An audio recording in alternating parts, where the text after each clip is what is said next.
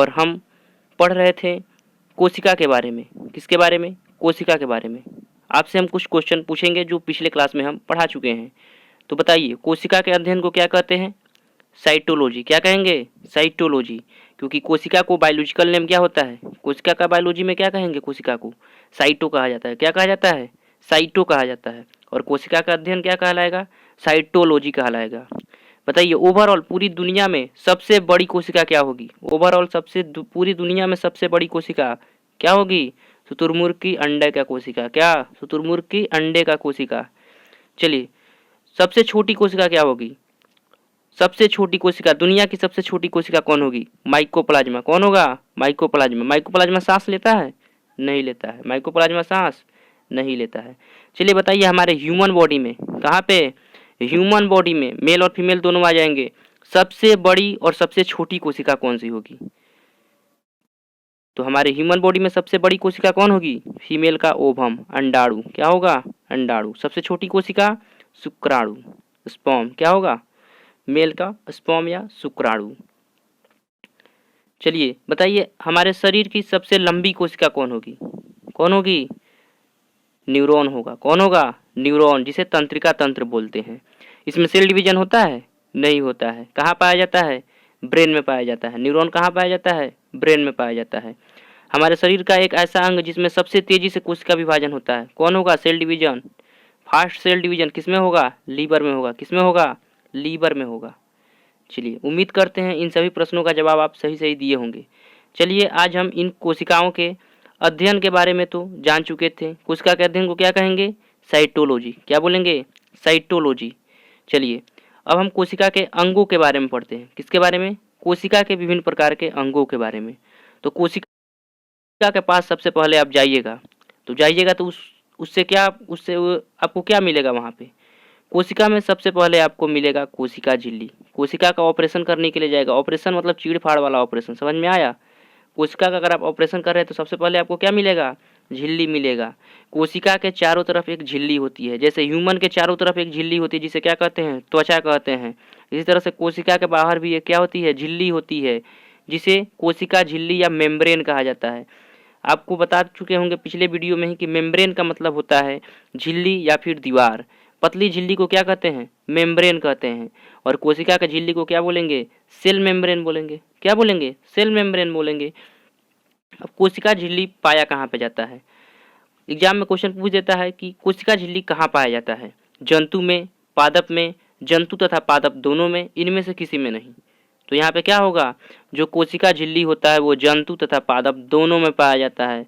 मतलब पेड़ पौधों में भी आपको कोशिका झिल्ली देखने को मिलेगा और जंतुओं में भी आपको कोशिका झिल्ली देखने को मिलेगा। चलिए, कोशिका झिल्ली बना किस चीज़ का होता है? इतना सिंपल क्वेश्चन तो पूछेगा कि नहीं कि पाया कहाँ जाता है। क्वेश्चन एक और पूछ देता है कि कोशिका जो झिल्ली होता है, सेल मेम्ब्रेन, किससे बना होता है? तो क्या जवाब दीजिएगा? प्रोटीन से। किससे? प्रोटीन से। कोशिका झिल्ली किससे बना होता है? प्रोटीन से बना होता है। समझ में आया? कोशिका झिल्ली किससे बना होता है? तो प्रोटीन से बना होता है। चलिए, कोशिका के अंदर क्या होते हैं? कोशिका के अंदर भी सभी अवयव इसी झिल्ली के अंदर होते हैं। देखिए, कोशिका के अंदर जितने भी अंग होते हैं, कोशिका के अंदर क्या होते हैं? जितने भी अंग होते हैं वो क्या होते हैं? इसी झिल्ली के अंदर क्या होते हैं? बंद होते हैं। यह कोशिका के अंदर जाने वाली पदार्थों पर क्या करता है? नियंत्रण रखता है। कोशिका झिल्ली का कार्य क्या होता है? कोशिका के अंदर जाने वाले पदार्थों पर नियंत्रण रखना। यह एक अर्धपारगम्य झिल्ली है। कैसा झिल्ली है? अर्धपारगम्य झिल्ली है, जो कुछ ही वस्तुओं को अंदर जाने देता है और बाकी सबको नहीं जाने देता है। तो ये हुआ सेल मेम्ब्रेन। दूसरा होता है सेल वॉल। क्या होता है? Cell wall. इसे हम कोशिका भित्ति कहते हैं। क्या कहते हैं? कोशिका भित्ति कहते हैं। पूछ देगा कहाँ पाया जाता है? क्या जंतुओं में कोशिका भित्ति पाया जाता है? तो इसका आंसर होगा नहीं। कोशिका भित्ति केवल पौधों में पाया जाता है। कहाँ पाया जाता है? पौधों में पाया जाता है। कोशिका भित्ति केवल और केवल पौधों में पाया जाता है, जंतुओं में नहीं पाया जाता है। कोशिका भित्ति बना किस चीज का होता है? सेलुलोज का। किसका? सेलुलोज का बना होता है। किसका बना होता है? सेलुलोज का बना होता है। ये केवल पादपों में पाया जाता है, मतलब पेड़ पौधों में पाया जाता है और पेड़ पौधों को सुरक्षा देता है। क्या करता है? सुरक्षा देता है। हम लोगों में क्यों नहीं पाया जाता है? तो आपको बता देते हैं। जो कोशिका झिल्ली होती है और कोशिका भित्ति होती है। सेल वहीं होगा, अगर उसको क्या करेंगे हम एक लेयर से घेरेंगे, कितना लेयर से, एक लेयर के झिल्ली से घेर देंगे तो वो क्या हो जाएगा, जंतु का कोशिका हो जाएगा। केवल कोशिका झिल्ली से घेर देंगे तो क्या हो जाएगा, जंतु का कोशिका हो जाएगा।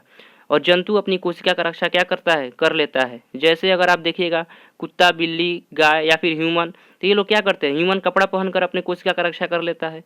गाय बैल होते हैं, क्या करते हैं, उनके शरीर के ऊपर बाल होता है। कुत्ता और बिल्ली के शरीर के ऊपर क्या होता है, बाल होता है, जिससे वो क्या करते हैं, अपनी कोशिका का रक्षा कर लेते हैं। और क्या होता है, जो पेड़ पौधे होते हैं, पेड़ पौधे के ऊपर तो क्या होता है, कोई बाल उल नहीं होता है, तो उनको क्या होती है, दोहरी सुरक्षा की जरूरत होती है। क्या, दोहरी सुरक्षा की जरूरत होती है। और पेड़ पौधे क्या होते हैं, भारी होते हैं। अरे जंतु भारी होता है या पेड़ पौधा भारी होता है, पेड़ पौधा भारी होता है।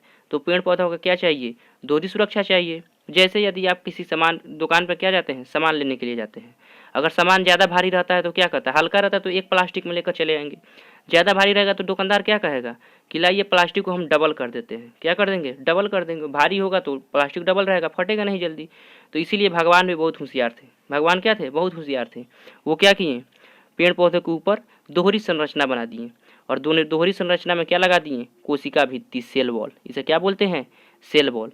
तो आपको समझ में आ गया कि पेड़ पौधों को दोहरी सुरक्षा की जरूरत क्यों होती है, क्योंकि पेड़ पौधों के पास दोहरी संरचना, हम लोग अपनी कोशिका की रक्षा कैसे कर लेते हैं, कपड़ा पहनकर, या फिर जीव जंतु अपने बाल, उनके ऊपर क्या होता है, बाल होता है, उससे कर लेते हैं। लेकिन पौधों के पास कुछ नहीं होता है, इसीलिए भगवान उनके ऊपर क्या करता है, कोशिका भित्ति यानी कि सेल वॉल लगा देता है। और वो क्या होता है, उनको एक एक्स्ट्रा सेफ्टी देता है, एक्स्ट्रा सुरक्षा देने के लिए लगा देता है। बना किस चीज़ का होता है, सेलुलोज का। किसका बना होता है, सेलुलोज का बना होता है। सेलुलोज का क्या होता है, तो सेलुलोज क्या होता है, सेलुलोज से हम लोग कपड़ा बनाते हैं, नोट बनाते हैं। जो आप पैसा गिन रहे हैं नोट, किससे बना हुआ है, सेलुलोज का बना हुआ है। जो हम लोग कपड़ा पहने हुए हैं, ये भगवान किसको दिया था, पेड़ पौधों को दिया था। पेड़ पौधे से हम लोग क्या किए हैं, जूट में से निकाल कर उसको क्या किए हैं, अच्छा से उसका धागा बनाए हैं, उसके बाद से सिस्टमेटिक ढंग से सील कर उसको क्या बना दिए, कपड़ा बनाकर हम लोग पहन लिए हैं। ये भगवान किसको दिया था, पेड़ पौधों को दिया था। लेकिन इससे पेड़ पौधों से हम लोग क्या किए, अपना कपड़ा बना लिए इससे। तो कोशिका भित्ति से क्या होता है, हम लोग अपना कपड़ा बना सकते हैं, धागा बना सकते हैं, और क्या बना सकते हैं, कागज बनाते हैं। कहते हैं पेड़ को काट कर क्या बनाया जा रहा है, कागज बनाया जाता है। तो कागज किससे बनता है, सेलुलोज से बनता है। किससे बनता है, सेलुलोज से बनता है। सेलुलोज कहाँ पाया जाएगा, जंतुओं में सेलुलोज पाया जाएगा, नहीं पाया जाएगा। कहाँ पाया जाएगा, पादप में, पेड़ पौधों में पाया जाएगा। समझ में आया, आगे बढ़ते हैं। जीवाणु एक पादप होता है जिसकी कोशिका भित्ति पेप्टिडी ग्लाइकन की बनी होती है। देखिए जीवाणु क्या होता है, बैक्टीरिया के बारे में बोल रहा है। किसके बारे में, बैक्टीरिया के बारे में बोल रहा है। और बैक्टीरिया क्या होता है, एक पादप होता है। बैक्टीरिया एक पौधा होता है, आगे हम आपको पढ़ाएंगे प्लांट किंगडम में। समझ में आया कि जो पादप होता है, जीवाणु जो होता है वो क्या है, एक प्रकार का पौधा है। क्या है, पौधा है। और इसकी जो कोशिका बनी होती है वो किसकी बनी होती है, पेप्टिडी ग्लाइकन का बना होता है। किसका, पेप्टिडी ग्लाइकन का बना होता है। और एक कवक होता है, कवक भी क्या होता है, फंगस। कवक क्या होता है, एक कोशिका है। क्या है, ये भी पेड़ पौधों में ही आता है। कवक किस में आता है, पेड़ पौधों में आता है। आपको पढ़ाएंगे जब इसके बारे में तो अच्छे से बताएंगे कि कवक आखिर होता क्या है। इसमें आपको क्लोरोफिल नहीं पाया जाता है, ये दूसरों पे आश्रित रहता है कवक। बताएंगे जब कवक चैप्टर में आएंगे तो, ठीक है। कवक के अंदर क्या होती है, जो कोशिका भित्ति होती है, कवक की जो कोशिका भित्ति होती है वो कायरीन की बनी होती है। किसकी, कायरीन की बनी होती है। और ये क्वेश्चन बहुत बार पूछा है कि कवक की कोशिका भित्ति जो होती है वो किसकी बनी होती है, तो किसकी बनी होती है, कायरीन की बनी होती है। किसकी बनी होती है, कायरीन की बनी होती है। चलिए नेक्स्ट चलते हैं।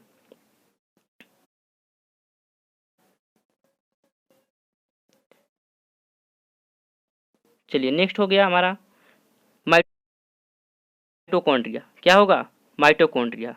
माइटोकॉन्ड्रिया का जो खोज किया था तो किसने किया था, अल्टमैन ने किया था। किसने किया था, अल्टमैन ने किया था। माइटोकॉन्ड्रिया का खोज अल्टमैन ने किया था। जो ऑक्सी श्वसन होता है, ऑक्सी और अनऑक्सी श्वसन, आप लोग थोड़ा सा कंफ्यूज हो जाएगा यहाँ पे, आपको हम अच्छे से समझाते हैं इसको सिस्टमेटिक ढंग से। माइटोकॉन्ड्रिया के बारे में हम आपको बताते हैं। जब हम सांस लेते हैं, क्या लेते हैं, सांस लेते हैं, तो वो सांस हमारे कहाँ जाता है, फेफड़ा में जाता है। फेफड़ा एज अ टंकी की तरह कार्य करता है। जिस तरह से पानी का टंकी कार्य करता है ना, वहाँ पे पानी जाकर इकट्ठा रहता है और नल के द्वारा पानी क्या हो जाता है, हम लोगों के पास पहुँच जाता है। वैसे ही क्या होता है, पानी जो फेफड़ा हमारा है वो एज अ टंकी की तरह कार्य करता है। जो हम सांस लेते हैं वो फेफड़ा में जाकर रहता है और वहाँ से क्या होता है, ब्लड आता है। कौन आता है फेफड़ा के पास, ब्लड। और ब्लड क्या करता है, उस जो हम सांस लिए हैं उसको लेकर कहाँ जाता है, शरीर के हर एक कोशिका के पास जाता है। आपको पहले ही बता चुके हैं कोशिका का सिद्धांत में, स्लाइडेन एंड स्वान ने क्या बताया था, हमारी शरीर की हर एक जो हमारी शरीर जो है वो क्या है, कोशिकाओं से मिलकर बना हुआ है। तो ब्लड जो आता है वो क्या करता है, हमारी फेफड़ा से क्या करता है, जो हम सांस लिए हैं उसको लेकर क्या करता है, हर एक कोशिका के पास पहुंचा देता है। शरीर में जितनी भी कोशिकाएं हैं सबके पास क्या करता है, ब्लड ले जाकर हम ऑक्सीजन को पहुंचाता है। किसको, ऑक्सीजन को पहुंचा देता है। और वहाँ पे ऑक्सीजन का जो कोशिका के अंदर क्या है, माइटोकॉन्ड्रिया। कोशिका के अंदर क्या है, ये माइटोकॉन्ड्रिया है। और माइटोकॉन्ड्रिया क्या करता है, O2 ले लेता है। O2 मतलब ऑक्सीजन, ऑक्सीजन ले लेता है और ऑक्सीजन लेकर क्या करता है, क्रैब्स साइकिल चलाता है। कौन सा साइकिल, क्रैब्स साइकिल चलाता है। कौन सा साइकिल, क्रैब्स साइकिल चलाता है। और क्रैब्स साइकिल के दौरान वो क्या करता है, ATP का निर्माण करता है और 38 ATP लेकर एक ग्लूकोज का निर्माण करता है। क्या करता है, 38 ATP लेकर एक ग्लूकोज का निर्माण करता है। और ग्लूकोज से हमें क्या मिलती है, ऊर्जा मिलती है। क्या मिलती है, ऊर्जा मिलती है। और इसी कारण हम क्या करते हैं, कोशिका को पावर हाउस या शक्ति गृह कहते हैं। क्या कहते हैं, ऊर्जा गृह या पावर हाउस कहते हैं। किसका, कोशिका का। किसका, कोशिका का। माइटोकॉन्ड्रिया के आंतरिक दीवारों को क्या कहते हैं, मैक्सिमम बार रेलवे में ये क्वेश्चन पूछा गया है कि माइटोकॉन्ड्रिया के आंतरिक दीवारों को क्या कहा जाता है। तो माइटोकॉन्ड्रिया के आंतरिक दीवारों को क्रिस्टी बोला जाता है। क्या बोला जाता है, क्रिस्टी बोला जाता है। तो उम्मीद करते हैं आपको ये सभी कोशिका के अंग समझ में आए होंगे। चलिए मिलते हैं अब नेक्स्ट वीडियो में। कोशिका के अभी बहुत सारे अंग बाकी हैं, उनको लेकर हम आएंगे। तो तब तक के लिए जय हिंद, जय भारत।